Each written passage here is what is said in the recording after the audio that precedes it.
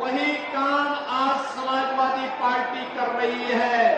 इसलिए इनके मंसूबों को हमें सफल नहीं होने देना है, कतई सफल नहीं होने देना है।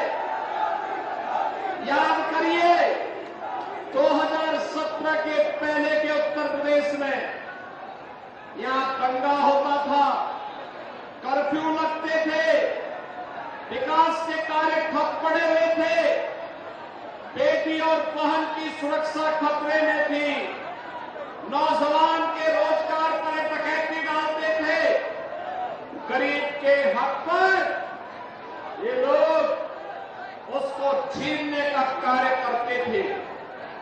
2014 में श्री नरेंद्र मोदी जी का यशस्वी नेतृत्व देश को प्राप्त होता है।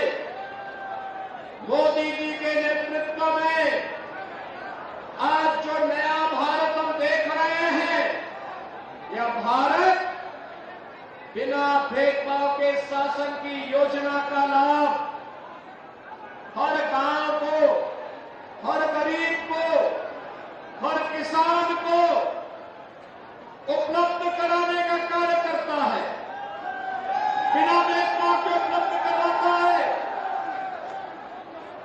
आज देश की सीमाएं सुरक्षित हैं, देश के अंदर आतंकवाद समाप्त हुआ है, नक्सलवाद अंतिम श्वास गिन रहा है। बहनों और भाइयों, मिशन रोजगार के अंतर्गत हमारे नौजवानों को सरकारी नौकरी मिल रही है, तो हमारा आज का नौजवान अपना स्टार्टअप स्थापित करके रोजगार का सृजन भी कर रहा है। बहनों और भाइयों, ये नया भारत है।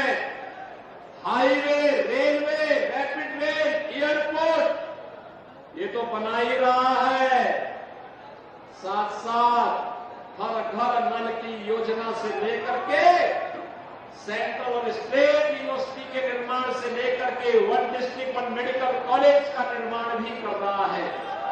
IIT, IIM, expressway, film city, और ये क्षेत्र तो आप देखना कुछ ही दिनों के अंदर इस क्षेत्र का दाम, इसकी वैल्यू दिल्ली से ज्यादा होने वाली है।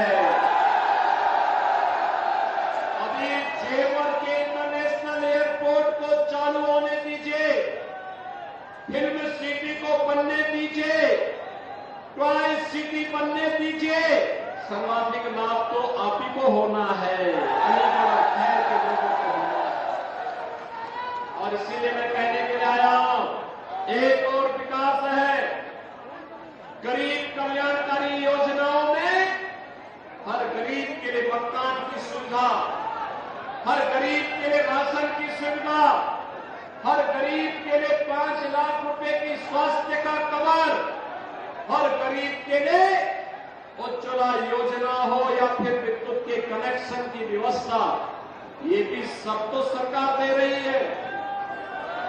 नौजवान के लिए रोजगार भी दे रही है, तो विकास भी है, गरीब कल्याण भी है और विरासत का सम्मान भी है।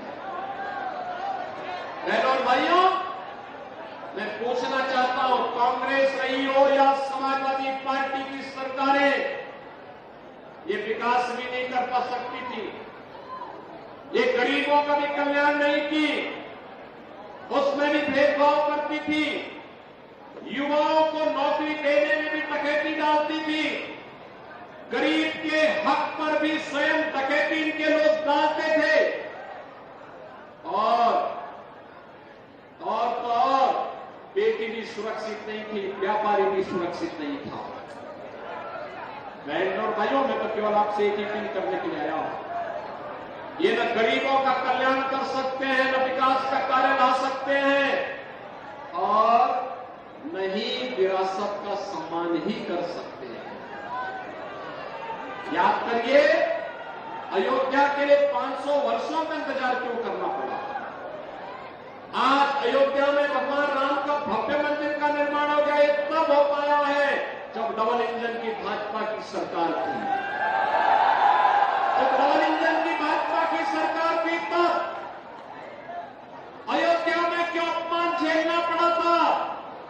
क्योंकि हम बटे थे।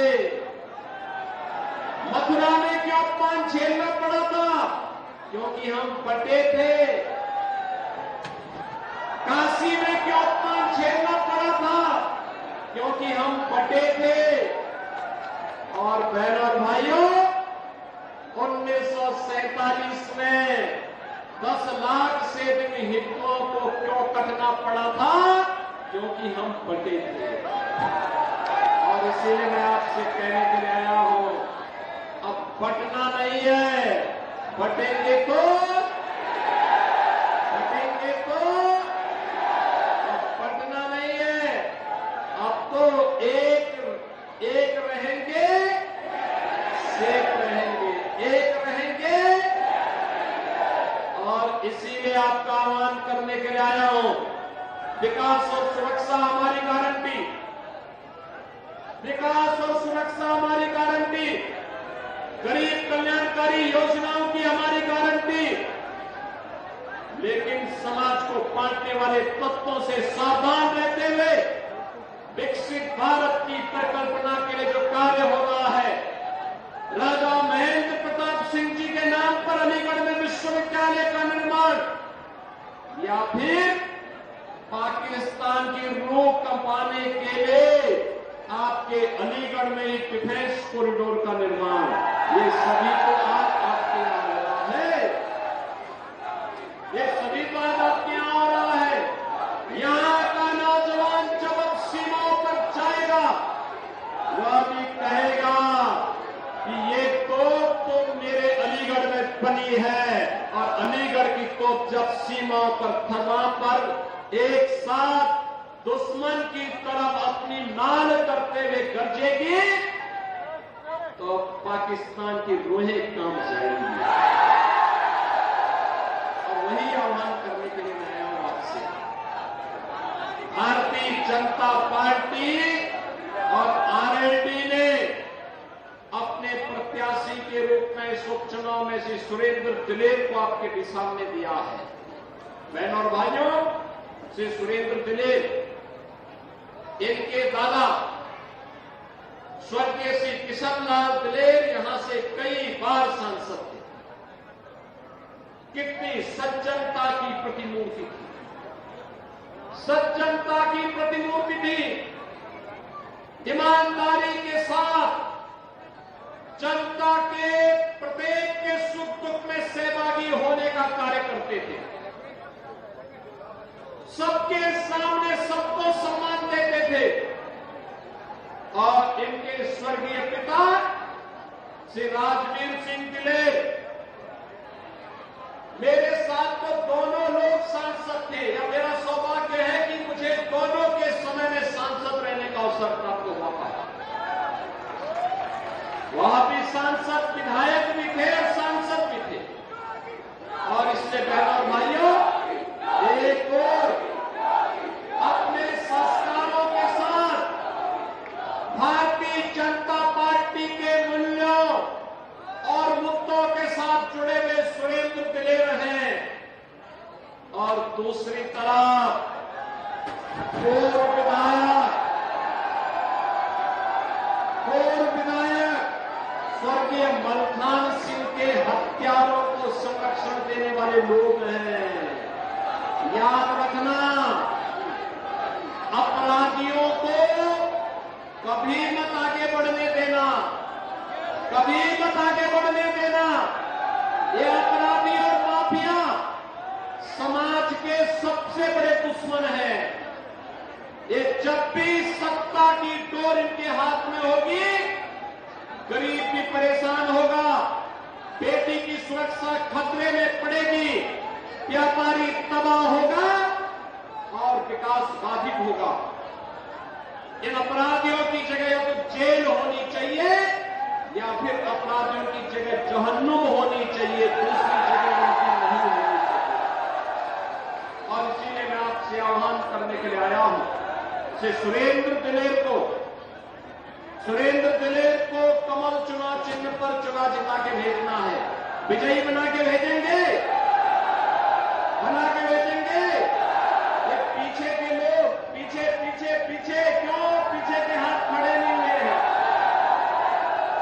पीछे सभी लोगों से मैं अनुरोध करूंगा, सभी लोग श्री सुरेंद्र दिलेर को अपना दोनों हाथ मिलाकर के आशीर्वाद दीजिए।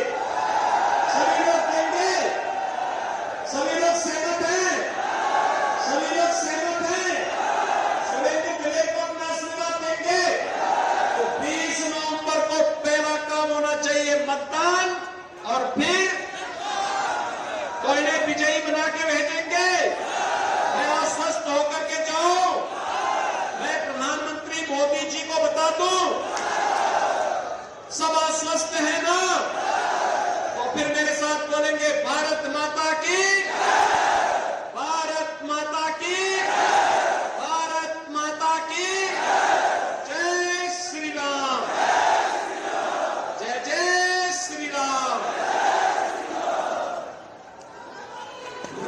बहुत बहुत धन्यवाद महाराज जी। अगर आप ये वीडियो YouTube पर देख रहे हैं तो हमारे चैनल को सब्सक्राइब करें और बेल आइकन को दबाना ना भूलें। अगर आप Facebook पर ये वीडियो देख रहे हैं तो हमारे पेज को लाइक करें।